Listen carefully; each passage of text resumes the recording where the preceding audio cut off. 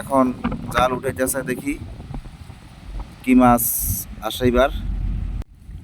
সেলিম, মাছ আইনি, মাছ আয়ে।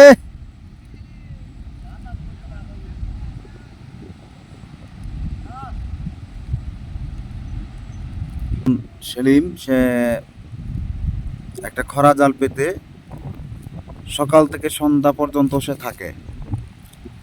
মাঝে মাঝে মাছ কিছু আসে, আবার মাছ আসেও না।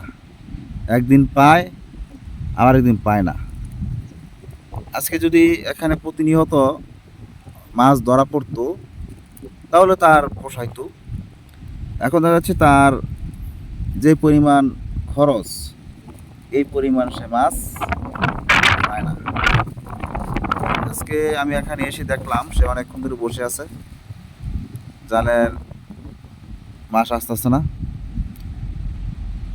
এখন সে মাছ ধরার আশায় কিন্তু এখানে বসে থাকে, সারাক্ষণ বসে থাকে যে কখন একটা মাছ দুইটা মাছ আসবে, সেই মাছ সে বাজারে বিক্রি করবে, তারপরে তার জীবিকা নির্বাহ করবে, সংসারটাও চলবে। আর একটি কথা হলো, মাছ একটা ভাগ্যের ব্যাপার। যার এখানে মাছ আসে, আসলে অনেক মাছ আসে, আর যদি নাই আসে তাহলে অনেক মাছ আসে না। আর এখান দিয়ে শীতলক্ষা নদী। এখন জাল উঠাইতেছে, দেখি কি মাছ আসে এবার। আল্লাহ আল্লাহ করে দেখি, আল্লাহ একটা মাছ আস, একটা বড় ধরনের মাছ যদি আসে তাহলে তার ভাগ্যটা উঠে যায়। আবার একটা ভরা নৌকা যাচ্ছে,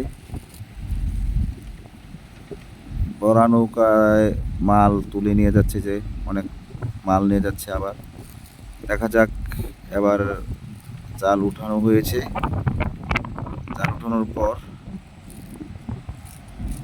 কি মাছ আসে।